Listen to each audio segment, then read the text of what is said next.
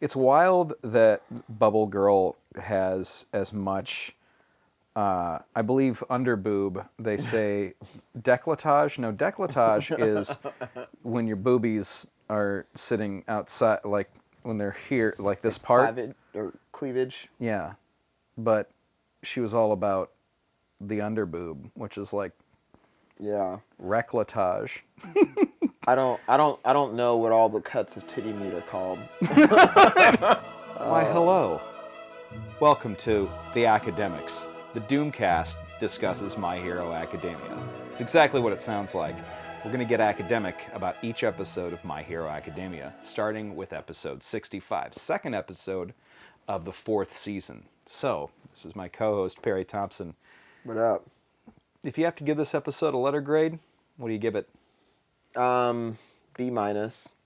Yeah. It's not the best episode, not the worst. Better than the first episode of the first season, which just felt like rehash filler. I am to the point where it's like, all right, I understand that for the sake of building a proper story, we got to get this BS out the way.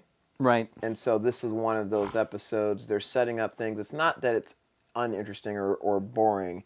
It's just that the plot just barely moves. Right. You got to get the pieces in line. And that's, right. I don't know. I mean, just as a recap, like the first thing was villains, right? And it was twice that showed up with, I don't even remember the guy's name. Was it Shisaki? Maybe, yeah.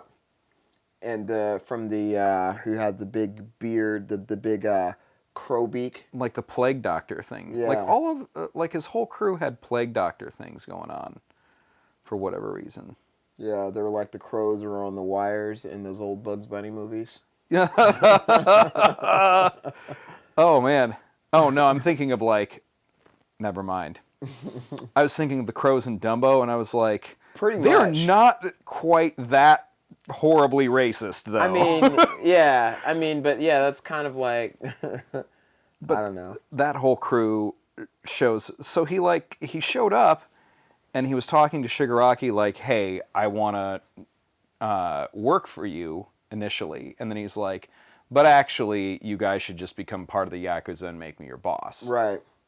It was kind of like, dude had a point, and he was like, listen, you guys basically have brand recognition.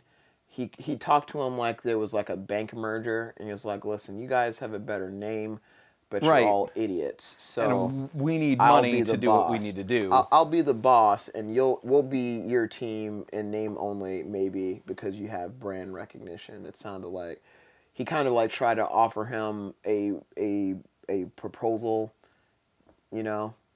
Well, and then then Shigaraki's just like, no, like, right.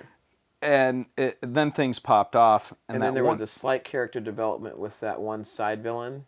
Yeah. And then he got murdered, which is a classic tell. Anytime a minor character gets any kind of character development at all whatsoever, there's thousands of dollars going into each second of production. So anytime they spend an iota of giving you any kind of emotional feel towards a character that has otherwise been pointless, they wanted you to feel like he is going to die. Oh, okay.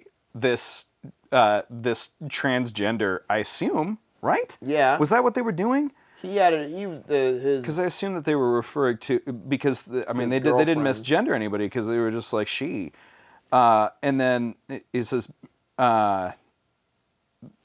who's the other girl that's like got the little tiny knife? I don't remember. Why don't I remember her name?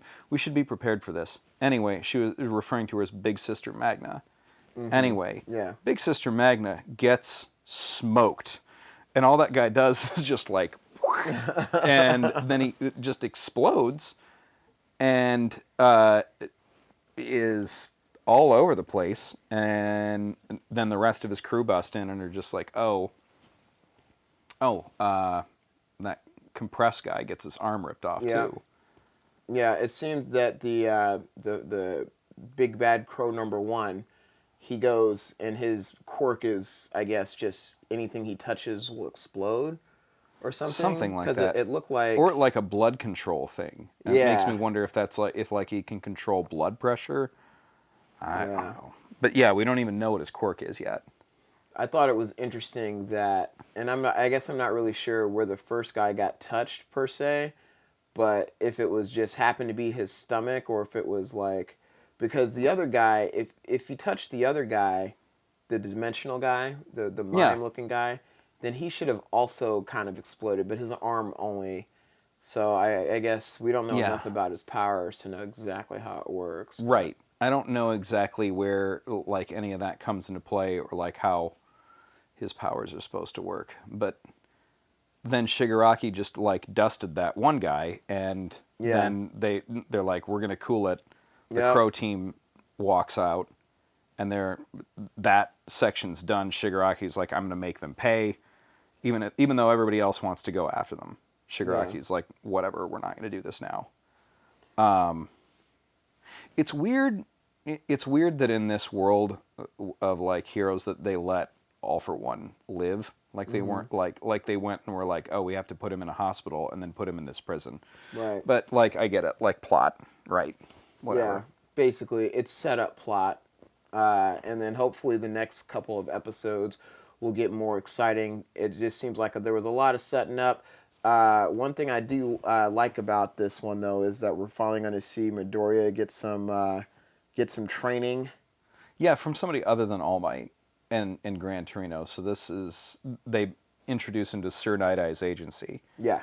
And we learn a little more about Mirio. Like you find out that basically, I mean, it sounds like All Might hints at the idea that, hey, if he hadn't actually met Midoriya when he did, that he would have given it to Mirio. Yeah, because he was kind of like him, always smiling and whatnot, always looking on the positive, bright side, to be that beacon of light for hope as a true hero should be. Do you remember what Mirio's base powers are?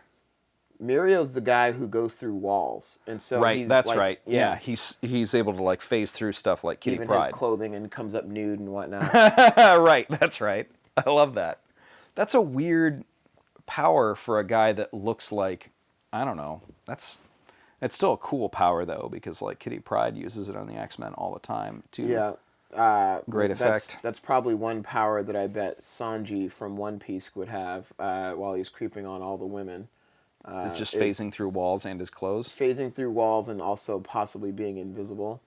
Creeptastic. Yeah, it is creeptastic. Speaking of creeptastic, then they meet. They take him to Sir Night-Eye at the agency, and they walk in on him with his sidekick of all people, Bubble Girl, who looks basically like an adult, grown and sexy with a lot of underboob, Uraraka for whatever reason. Right. And I think it's just. And she was the in like leg thingies. She was like a 50 Shades of Grey little tickle machine. Yeah, that was some weird, not what I expected shit, but okay. First off, who has like a torture, like arm restraint, like in their office? You know what I mean? Like I've seen pictures of mountains and landscapes. This guy has a tickle torture box. I don't even know who this dude is. I don't even know what his quirk is either. Yeah, it hadn't been revealed. Did it say he was like a previous trainee of All Might, or a guy that he worked with? He was All Might's former sidekick. Yeah, okay, and so that's he weird. spent the most time with him, like as a hero. And so Miro, he is working for the hero agency under him, and that Bubble Girl was his sidekick. Man. So now the sidekick of All Might is now his own hero at a hero agency. Weird. So the end of the episode is just Midoriya walking in and doing an impression of All Might and it just eating shit. Right. Yeah. Because it doesn't seem like Night-Eye is having it. Yeah. At all. So they had Midoriya showing his version of practice, and you just see him going in for smiles and coming back, and his face progressively getting darker and getting like more and more chiseled. Midoriya or All Might. Right. And then they go back to his regular anime face, and he has that weird mouth to nose thing when he just had like a perfectly cut nose a second ago in the last one. Like where "Urgh." it's just a hint of a nose. Right. The basic idea of one. Right. I don't know. That's episode 65. What's coming up this week? Well, I guess we'll know tonight. Till then, everybody, take it easy. I'll see you next week. This is the Academiks from the Doomcast.